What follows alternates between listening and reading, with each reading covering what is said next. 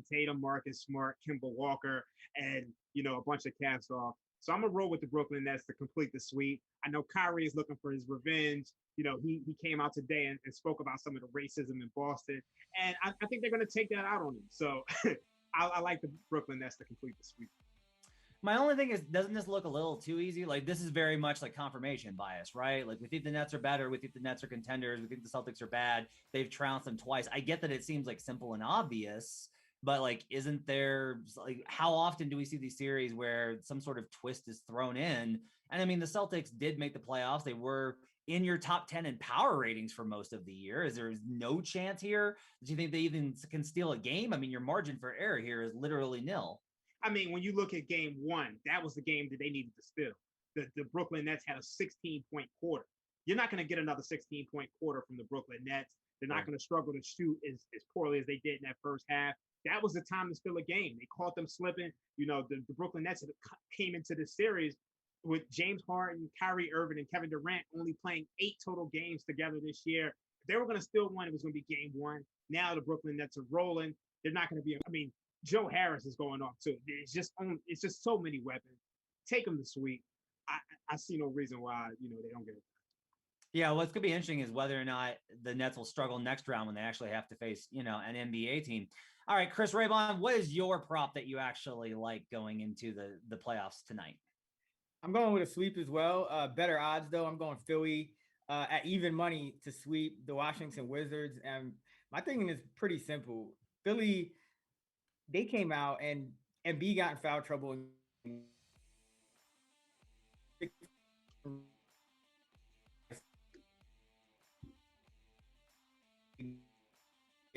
He goes crazy. They still, get blown out.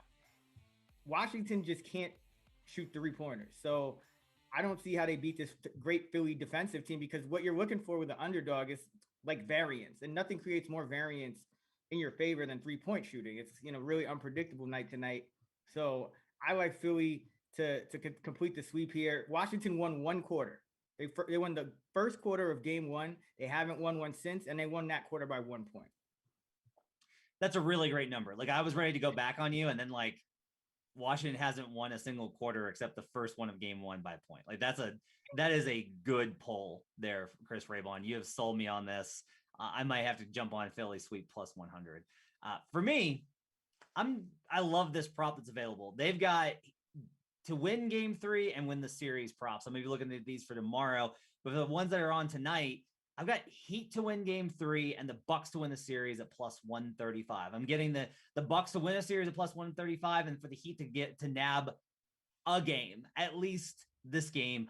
I like the spot. They're at home. They've played terribly twice. Spoelstra will probably throw the kitchen sink out. They got to win this game if they're going to be in this series. Like, this is the must win for the Heat, and the Heat are a considerably better team than the other Eastern teams that are below them. Like, they are definitely an NBA team.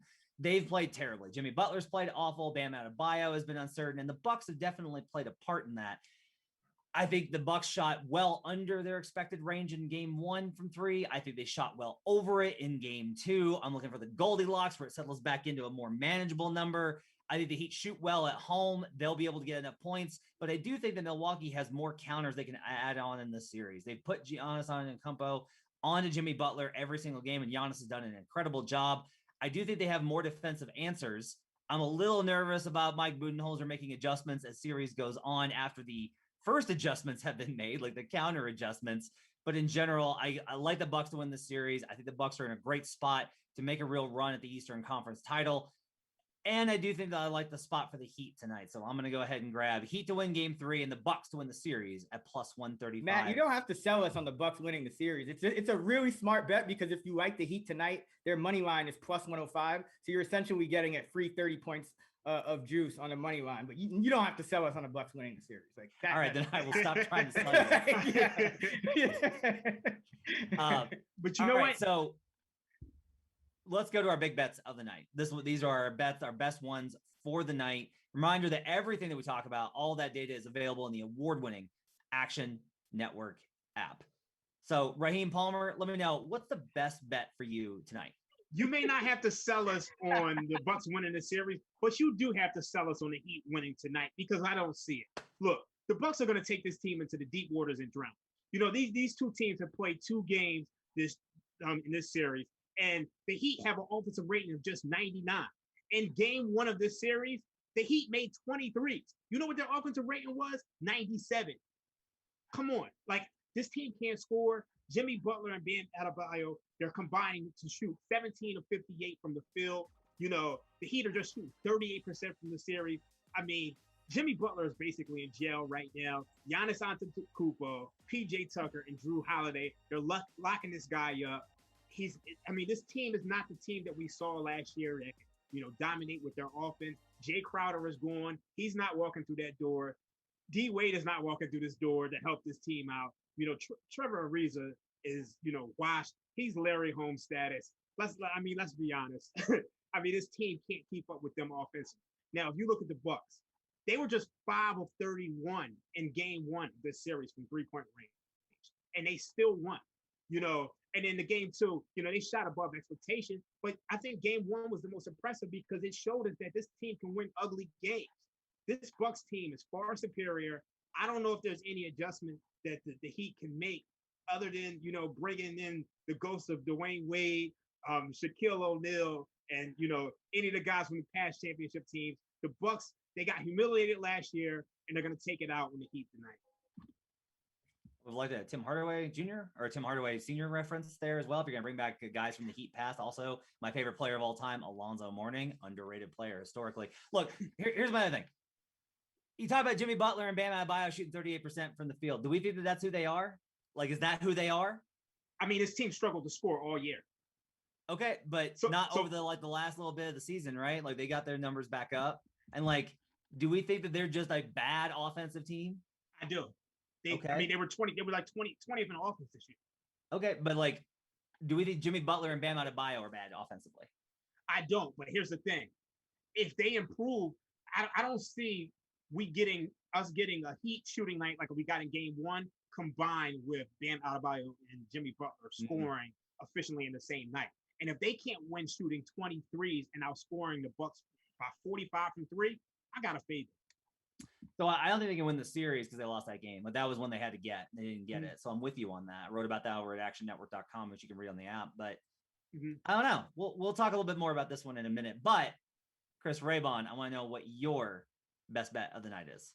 Yeah, so you guys want to argue about who's going to win game 3 and who's going to win the series, I'm going to just go with the under 225 in Heat Bucks because Raheem made a great point. You know, the Bucks shot over expectation in game 2, and it was so crazy that the pace in game 2 was 96. That would be like league low pace, but they put up a 78-point first half. Like it was just nuts. They made 22 threes.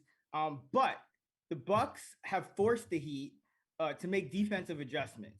And essentially, it's the same issue that the Wizards are having with Raul Neto and Ish Smith and Bertans. Like, you can't play these guys like Duncan Robinson.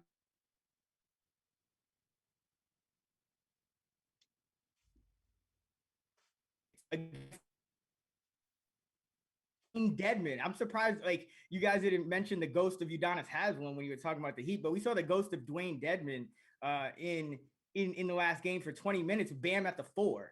So I think what's going to happen is the Heat are going to, the pace is going to continue to skew toward the Heat. They're going to potentially play some bigger lineups with Bam at the 4. And that's just going to slow the game down even more. And Jimmy Butler, I think he still will struggle with Giannis on. That was an adjustment they made. But I do think the Heat will play better defensively because of some of the adjustments they'll make.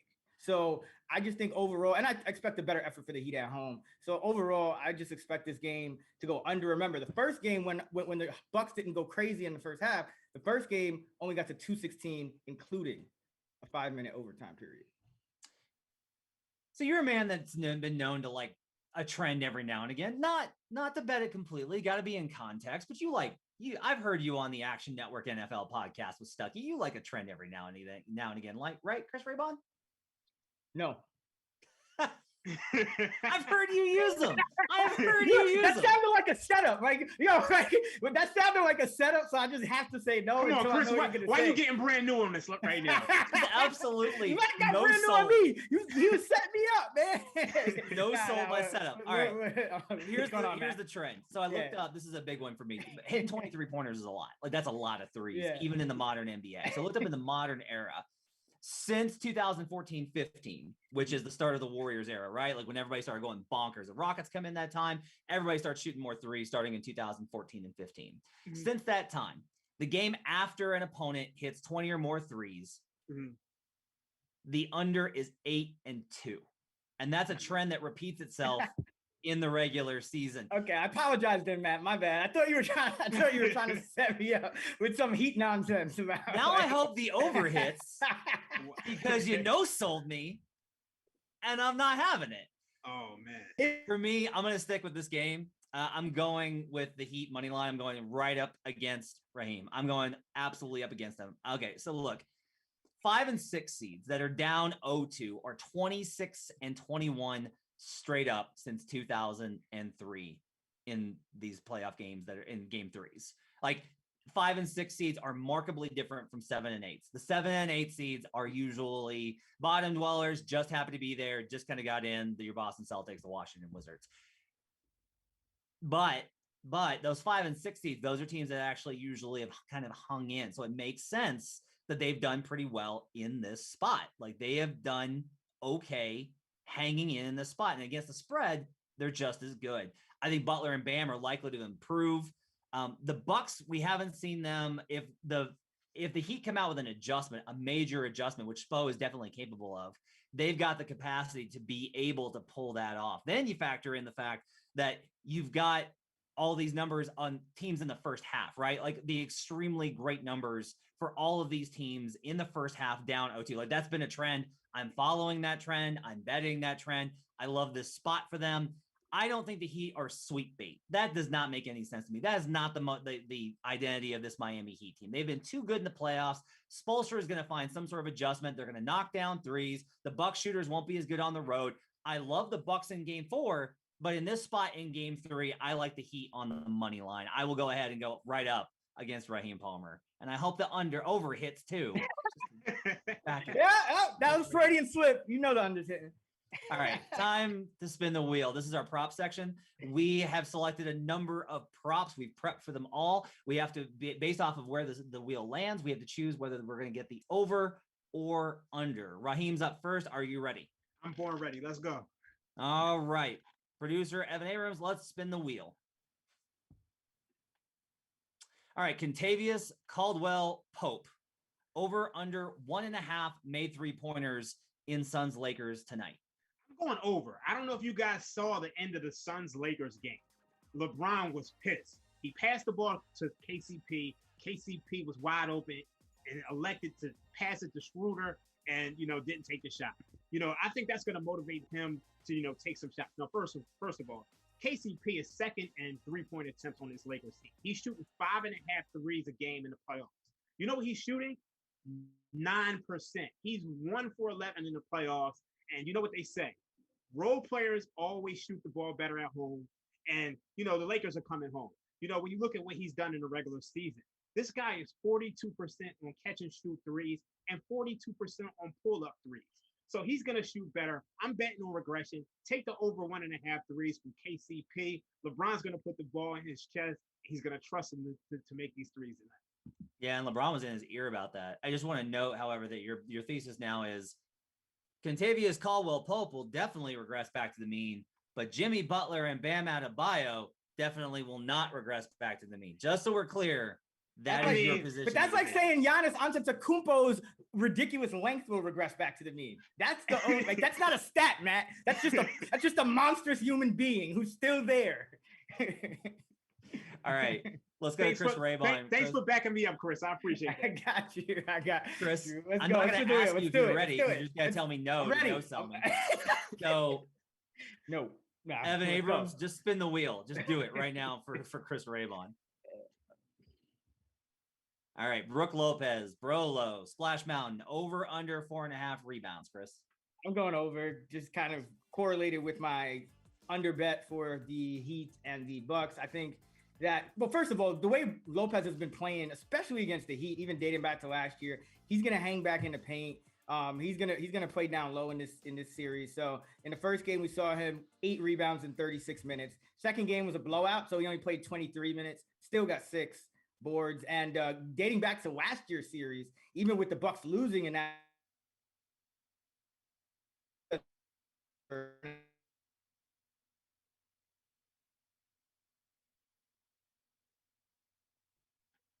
All right.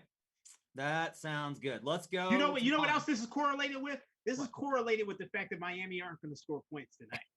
So I'm going to agree with Raybon on the prop, but I'm going to fade his technical difficulties right now. All right. Let's go to mine. I'm ready for this. There's one that I want in particular. Evan Abrams, please spin the wheel. I wanted the Anthony Davis one. All right. Michael Porter Jr. over under 7.5 boards. I am taking the under on this one. He has been consistently hitting unders at an 80% rate since Jamal Murray went down. He just doesn't rebound as much because offensively, he's not getting as many offensive rebounds because he has the ball more and he's involved in more action on the perimeter with Jokic. He's running more dribble handoff. He's doing more isolation. His defensive assignments have been pushed up a little bit, especially in this series. He's having to guard Norman Powell and Robert Covington, which means he's out on the perimeter a little bit more. It's been very rare for him to hit the over on 7.5. Game 1, he did, but I think in Portland, I think Portland's going to shoot a high percentage in this game. Being at home, we talked about how role players play better at home. I think the Blazers are going to shoot better, and that's going to limit the number of rebounds available for Porter to grab. And also, I just think that they're probably like Porter had struggled with the physicality in this series. He picked up enough in game 1, but I like the under on 7.5 for rebounds for MPJ tonight, especially with a bigger offensive load. You know, it's an old axiom in betting. You got to fade the public. And so every week we ask you guys a poll on Twitter, and you guys are much smarter than the general public. Oftentimes you guys are on point, followers of us over at Action Network. So our question tonight is a prop. Who's going to score more points tonight? Nikola Jokic or Damian Lillard? Lillard crushed Joker. 67% of the votes in on Dame time to take over in the Blazers home game. So Raheem Palmer, I will ask you, who do you like? You know, I really, really, really want to go with Jokic because when I look at this Portland Trailblazers defense, they are struggling at the rim. They're giving up 80% at the rim in this series. But I have to go with Lillard. I mean, he's going to take more field goal attempts. And more importantly, when you look at this line at BetMGM, they actually have both at 32.5, but Jokic's the total is juiced to the under. And I think that says a lot. You know, if you're juicing one of these guys' totals to the under, that must mean that, you know, the smart money is on the under for Jokic, while the smart money is on the over for Dame. I'm going to run with Dame. He's at home. He knows what he has to do to win this series. I think that the Nuggets don't really have any guards who can, you know, defend him. So I think Dame, you know, he not only goes over 32.5 points, I think he puts up close to 40 or 50. And it's going to be interesting with Shaq Harrison. I think is likely to get more minutes in this game. I think he actually, like, I wouldn't be surprised if Shaq Harrison started in this game, quite honestly. Aaron Gordon's going to get a lot of time on him, and they're going to, if they move him off ball, Dame's not as comfortable there. It's going to be very interesting to see how they approach this matchup and what adjustments they try and make in this game. Dame seemed pretty mad at the idea that Gordon shut him down the other night when asked about it, even though no person on the Denver Nuggets said he shut him down. But that's how it goes in the media game and the bulletin board material. Chris Raybon, do you like Joker or Dame time tonight? I gotta fade the public here and go. I gotta fade the public here and go with Joker. I mean, in the first half, Dame Lillard went off. He scored 32 points. We get it. It was crazy. In the second half, that's when they switched Aaron Gordon onto to Dame Lillard. In the second half, he goes 2 for 9 for 10 points. His assists go from 4 in the first half to 6 in the second half. So he went from 15 shots and 4 assists in the first half to 9 shots and 6 assists in the second half. I think that's how the Nuggets are going to continue to play him. I think it'll carry over into game 3. And because of that, I think you just have to go Joker. If I was betting the 32.5, I would just bet the under on both.